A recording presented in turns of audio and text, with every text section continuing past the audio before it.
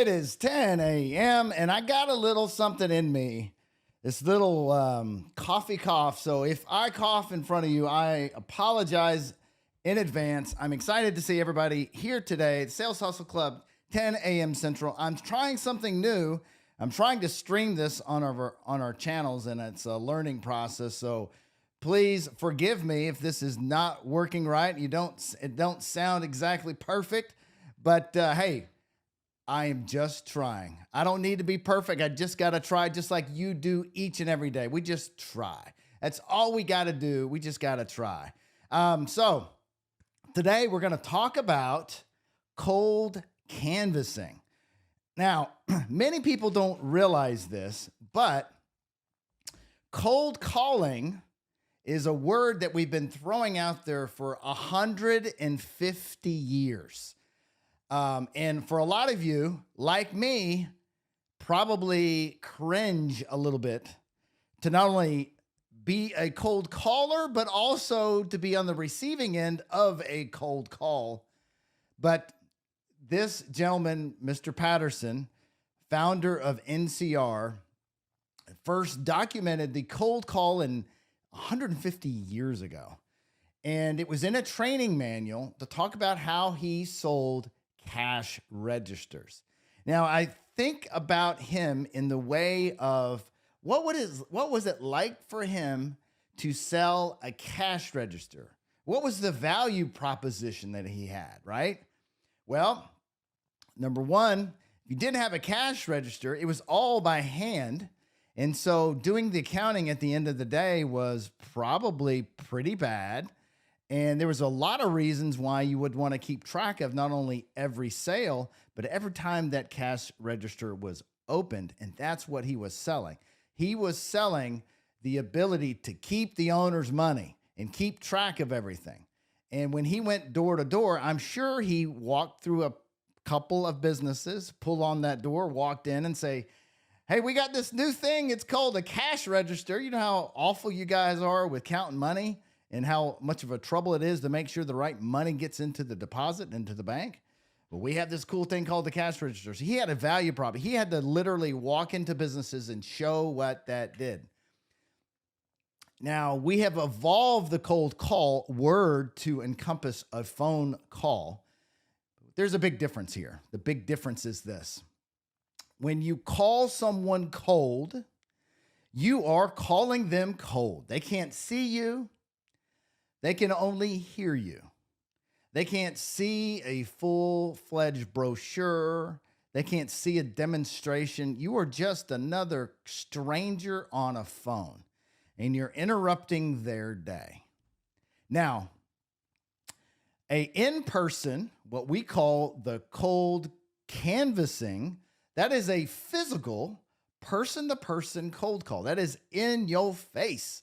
That is pulling on a door, walking in, and being bold and talking to a stranger. Now, a lot of people, when they say or hear the idea of walking in cold to a business, kind of freak out a little bit. You have some fear there, and that's very common. Now, the fear, is it greater on the phone call or greater in person? Some would say that it's greater in person. But here's the reason it works, because you can show and tell. If you look a certain way and act a certain way, you're going to be able to get someone's attention that is your ideal prospect. And what we're going to be talking today is how to best grow your business. You have prospects down the street. In fact, there may be a prospect for your business literally within walking distance. And all it takes is you walking in and saying, "Hello, my name is Robert. I have an information for you about our new product." And just saying it, just getting it out there, being brave. And part of what I'm doing today with you guys is kind of saying, listen, if you want to grow your business, door-to-door canvassing may be the right fit for you, but there's a process. And I'm going to walk you through what that process looks like. But most importantly, difference between cold calling and cold canvassing is in-person matters. It makes a difference. It is playing the 3D game instead of just one-dimensional on a phone call. It's easy to hang up. It's a lot harder to shove someone out the door of your business.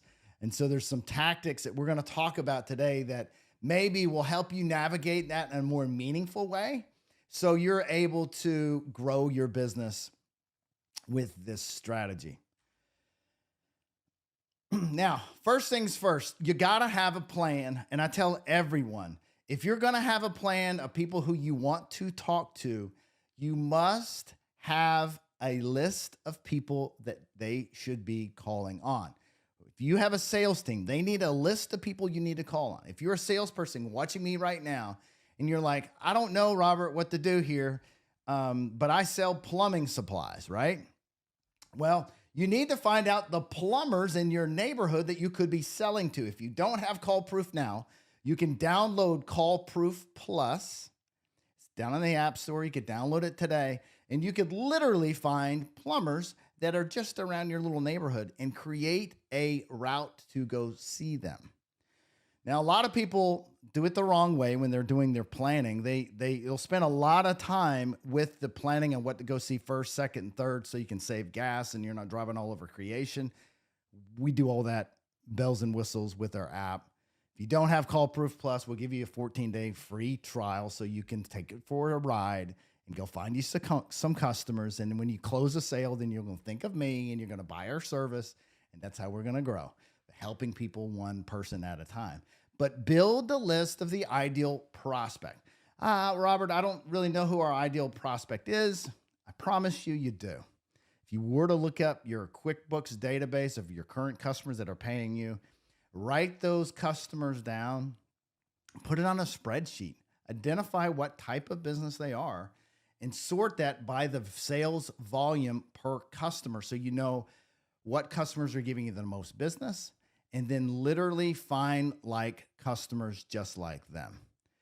You want to grow with people that are already buying from you that look like them. Find out why they are buying from you. If you're unsure, ask them. They're more than likely, if they're a really good client, they're more than likely to tell you why they're buying from you. Knowing that is important. These are things that you should be doing before you get in your car and you go do something. What are you going to give away when you go visit them? Now, a lot of people spend a lot of time and energy on this. I am of the opinion, don't spend so much time where you don't do anything. Don't overanalyze what you're going to do and say when you go to visit someone. Don't overanalyze what you're going to give them, right? My recommendation is always have some kind of flyer or literature that's one page in color, has a front and back with your contact info. If you don't have that, you could just have a business card. That's all you need. But if you want to take it to the next level, have something of value to give them. That could look like some candy. That could look like some kind of treat. It could look like a Post-it note. I loved passing out Post-it notes, little cubes with my logo on the front. I love to pass those out. I could not tell you how many people would respond to that, and I would have calls years later. They had totally forgotten about me, but my number was still on a Post-it note, and they used those throughout the business. But have some kind of giveaway. You know, the law of gifting to someone creates a feeling of, thanks, and they want to help you back. And or if you give them a nice treat and they're munching on it right in front of you, you got an audience that you can just start talking to them, right, and start finding that opportunity. But what are you going to give away? Either value or it could be some information. Your pitch. What do you say when you walk in? Have your spiel ready. Have what you're going to say roll off your tongue.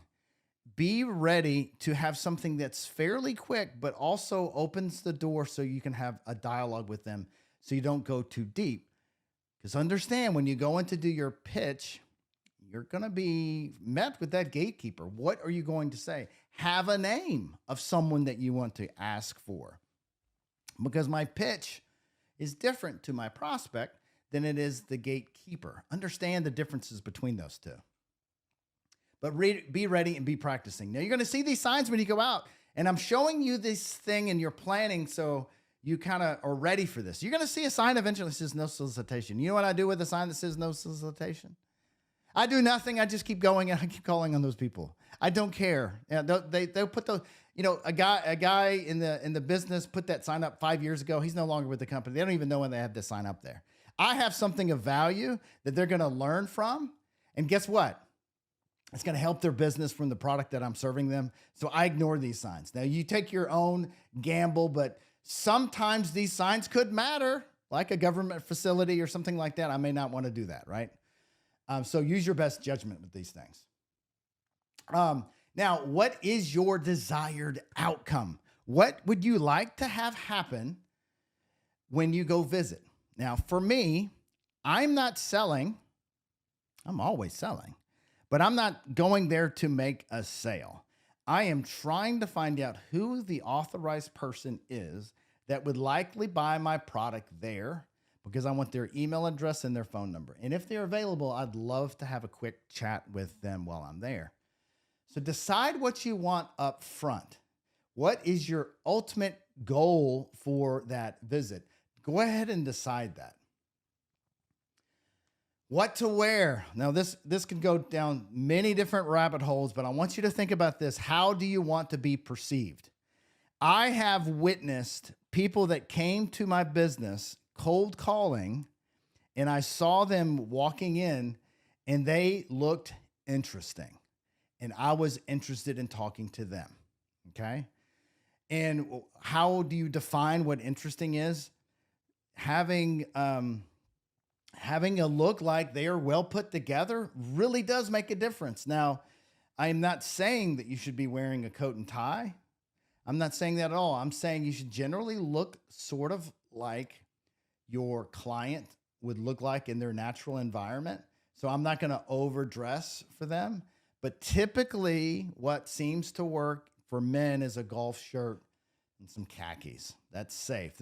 Straight up kind of safe business attire, right? But use your best judgment. But your clothing can gather attention, and that's all we're trying to do, folks, is trying to get someone's attention. If you look a little bit interesting, then maybe they'll spend more time talking to you. I really like having a logo that takes down a bit of the defenses when it comes to walking into strange places. Be sure you know what you're selling, and be sure that you are not, understand what the core value proposition for that particular customer is. So when you walk in, you are knowing what problems you perceive they may have. So you have questions aligned with what the value proposition that you have is. So understand your customer is really key in knowing how we're going to sell them.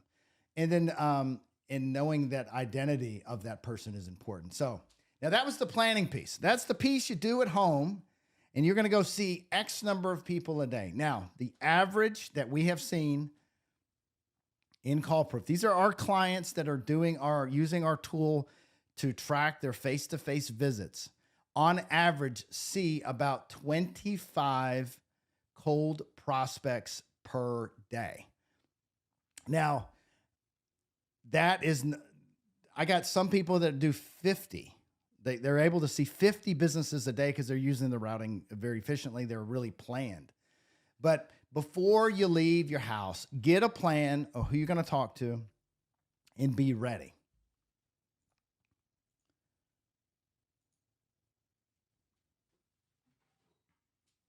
Okay. How do you get your energy right? Listen, people are not buying you, they're buying your energy. So before you get out of your car to go pull on that door, make sure your mental headspace is right. Whether it's coffee that wakes you up in the morning, whether it's a great set of tunes, it just gets you alive and in charge. Whatever it is, be mentally ready. I go through some breath work before I start any kind of major presentation or talking to strangers, but I am mentally getting my headspace right. Have a tool to track it, right? Have a way to easily log a face-to-face visit. That's what we do here at CallProof. You easily check one little button. It automatically uses Google Business Places to allow you to check into those businesses, so I don't have to add the company name, address, phone number, the URL for the business, all that stuff. Our app automatically tracks that. And we can tell you exactly if they were physically there and put that in a spreadsheet so you know who to follow up with. That's what we do with our tool. But you need to be ready for facing some rejection. I prepare for the rejection up front. How am I going to feel when I'm facing the rejection? And so what I like to do is be prepared to receive the rejection so it doesn't disrupt the rest of my day. I'm going to receive this rejection and I'm going to use it as fuel to be better on my next visit, be more passionate, be more giving more eye contact. I'm just going to use the power of this negative thing that will happen. You're going to get rejection. If you don't get rejection, you're not even doing it because you're going to get it. It's just the reality of it. But be ready that it's going to roll off your shoulders and not sink into your soul. So you can go to that next visit and keep going. So now take an account to build rapport. So before we are doing this is in our car, folks. This is me getting your mind right and really getting you to think about what you're about to do, because it's building the rapport that is going to determine whether or not you're going to get an opportunity for an appointment to hopefully make a sale down the road. So be thinking about how are you going to build that rapport when you start walking in. You got that gatekeeper, the receptionist, is going to be keeping you from the key decision makers in the company. So be ready for that. Also, get your posture right.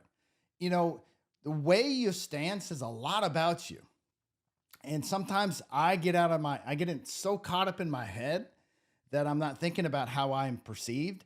And so when I get out of my car, the first thing I want to do is sit up straight. I want to stand up straight. And I want to walk in there like I'm supposed to be there. Because remember what's happening when you walk into a cold business. They're thinking this statement right here. They're thinking friend or foe. Okay? I love to keep them guessing. That's why I don't go right into a spiel when I go in cold. I want them to wonder. I want to play in the little free space I have before they discover that I am a salesperson. You get what I'm saying? So I want to play in that mysteriousness of the first interaction when I walk in.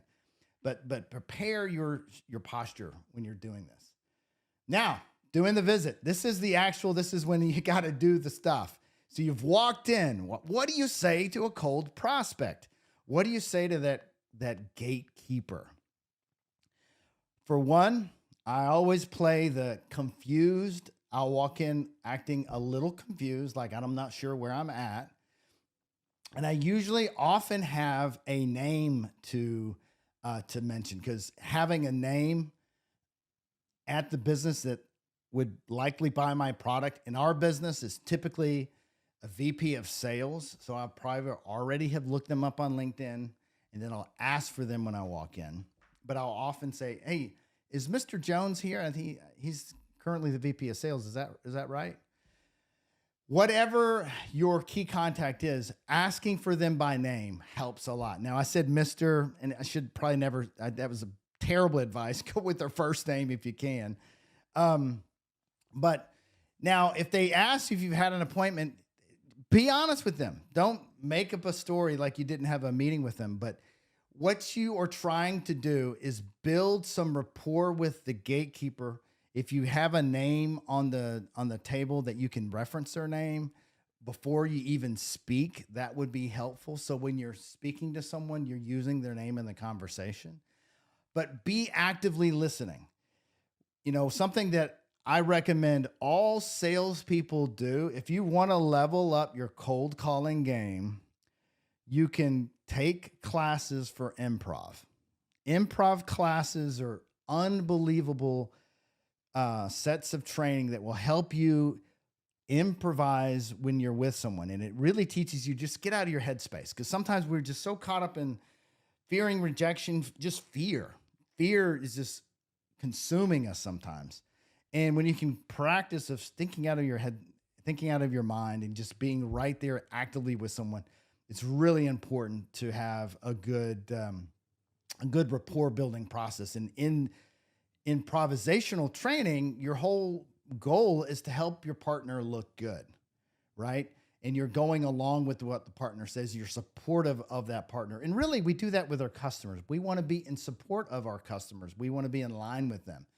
But and the only way you do that is you listen. What is being said out loud, and how could you go along with them and be a partner with them?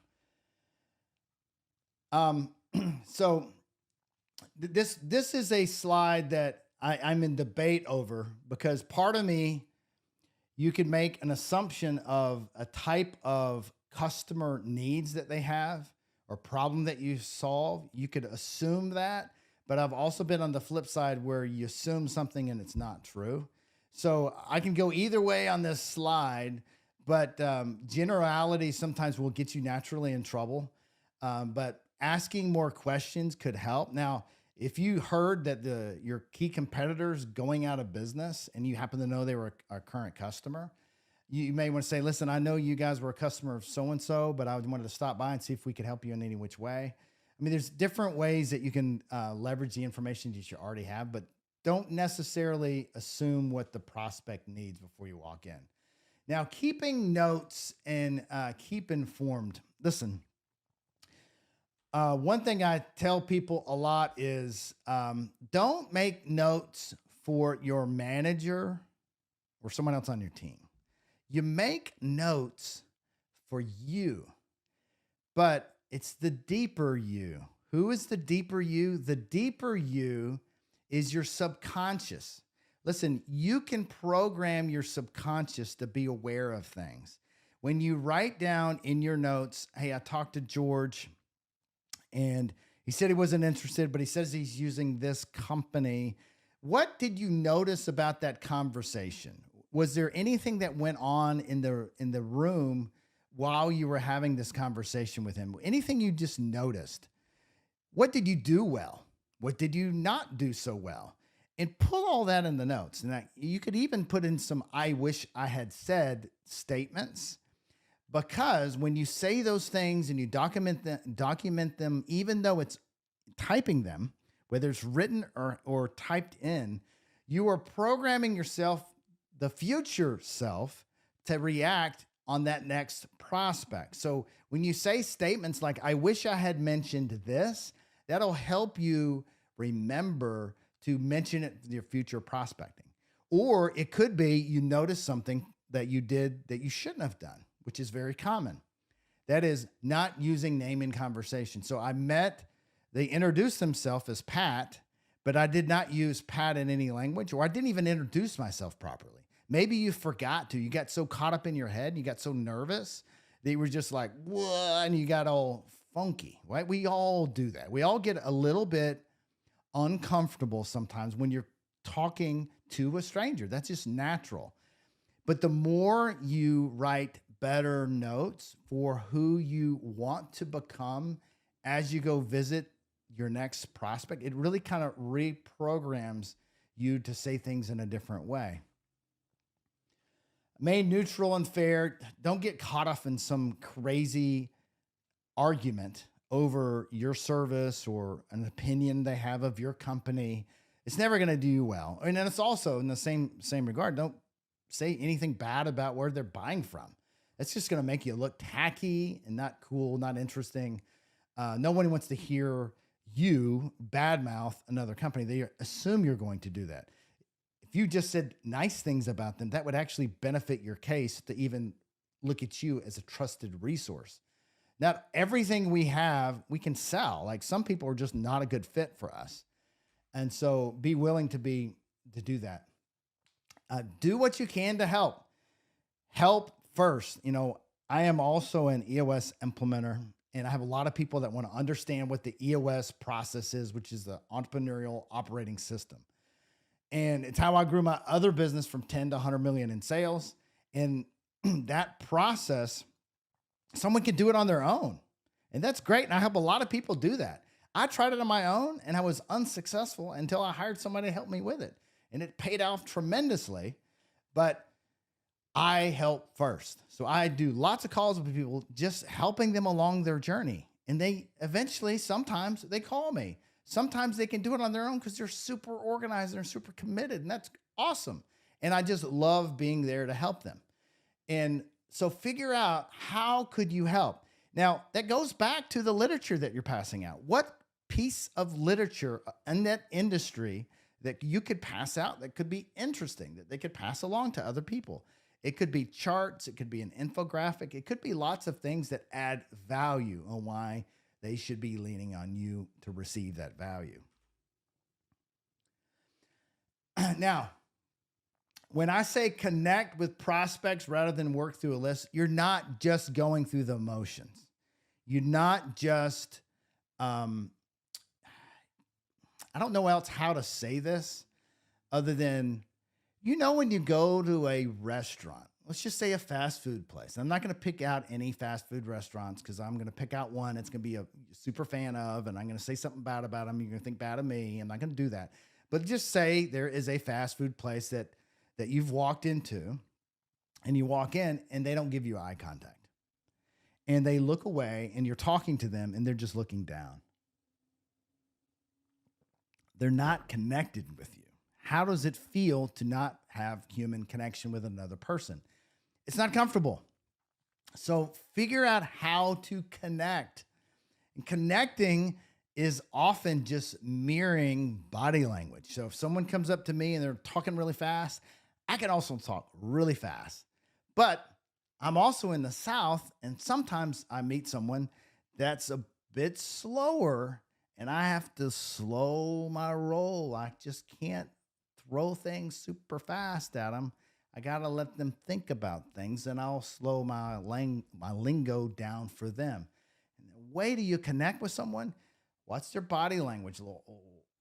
Listen to their vocal tone, match it. Listen to their tempo, match it. Do those things. It's going to make you have an actual deeper connection with them. And again, we're building trust. We're not here to close a sale. It's very rare that you're going to have an order book with you and ready to close out a sale, right? It happens. It's happened a lot for me, and I love it when it happens, but we're just trying to build trust. We're trying to capture information so we can follow up at another time. We're trying to get an appointment for some time to have a deeper conversation on earning their business. Any adrenaline that you may have with the customer, make sure it's positive. If they start really leaning in hard on being negative to your brand or some other topic that makes the conversation not stay positive, figure out how to move it into a positive space. So, no one enjoys talking to someone in an argumentative state. Don't play those games. It's just not worth it. You're never going to win. You're on their home turf. So you need to be friendly and nice and very respectful any which way you can. Now, after the visit, again, if you guys have been watching me, I talk about the notes. I talked a little bit about the notes. The notes are for you, not your boss, but something to add to this is the follow up. And that's why people use CallProof. Our app makes it easy for you to follow up with these activities. The average sales team follows up 2 times with the average prospect, and that's the average performance. Okay. People that use CallProof that close the most business, I'm talking the top 1%ers, contact that prospect 12 times. And it works. You have to do the follow-up. So many people get out of their car, visit a customer, capture contact information, and never call them again. And my friends, that is so sad. I just literally choke up and tear up inside that you've gotten out of your car, you captured some information from that customer, you developed some sort of rapport, but you didn't even follow up. You didn't call them. You didn't LinkedIn them. You didn't text them. You didn't call them later. None of those things. And it's sad because you're missing the opportunity to connect with your next best customer. You're losing the opportunity to connect your effort to your bank account. That's all I'm trying to do with CallProof is connect effort with your bank account. Because if I can show you that you can make more deposits inside your checking account because you've done the right behavior, you're going to love what we do. Because it's in the disciplines of selling that we win. That's it. It's what we do in our action that allows us to grow. But a lot of you, I'm just being honest with you. When I say a lot of you, I mean salespeople. They do the first part, but not the second part. Second part's the one that matters because you're not going to walk into and interrupt someone's day and they're going to go, oh, well, I'm going to start buying from you. That's just highly unlikely. You're just out. If it happens, it's great, but it doesn't happen that way. It's the follow up because you need to get with them when they are ready for you. And it's not right this time. And it's we had a full moon this weekend, like the full moon was here, right? So there's going to be a time and place that you will come back into their circle. And if you have been following up and you have been persistent and you've been tracking the activity that you're doing, you're going to win and you're going to close more business. So keep in touch. Remember, it's 12 contacts to close the sale for the top 1% club. Review the visit for feedback. So one of the things that I used to do with my sales team is when they had, and this happened a lot, it happens a lot in retail. Retail is a better way to describe this but it happens in a regular sales presentation. Customer walks in off the street, comes in, we talk about phones, we talk about plans, we pick a phone out, and they say, I need to think about it. We've all seen that. Well, that's another way of saying, I don't trust you, I'm still shopping, okay? Or they say, I got to go talk to the wife or the husband, Okay, maybe. That's not usually the case. We have done something that did not build trust. And so what I ask of you is, are you willing to look in the mirror at the end of a presentation, at the end of a cold visit, and self-analyze what you did right, what you did wrong? Not from a judgmental place, but from a help first place. Meaning, all right, last time I walked in, I was so nervous, I just had garbly glue fall out of my face, and I was stuttering, right? Well, maybe that means, okay, next time I walk in, I'm going to breathe. Breathe. The breath is pretty amazing what you can do to help calm your senses, calm your nerves. So learning to learn from yourself, learning to, at the end of a transaction with a customer, to self-analyze it. Did I go over name exchange? Did I look them in the eye? Was I doing all the talking, or did I allow the customer to talk? Did I ask good questions to get the customer to talk? Because we all know we walk away from a conversation feeling better if we did all the talking. And in sales, we ain't supposed to be doing all the talking. The customer is supposed to be telling me their pain. I need to get the pain out of them because I got Band-Aids in my suit, in my pocket. I'm going to start solving your problems. But show me where your wounds are. Show me how much it hurts. Show me how much it's costing you because you're not fixing it. I have a solution in my briefcase. Would you like my solution? That's what I'm trying to do.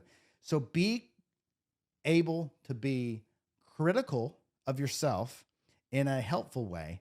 So next time you go visit, you're getting better at this. You should be tracking this. You should be keeping up with what's working and what's not. When you track your activities and then modify, you will get better at this craft. This is a craft that absolutely is a mastery level program for all of you. You know you have customers that have been buying you for years. They fit a certain persona. Your mission now is to find other people like that persona, talk the language like them.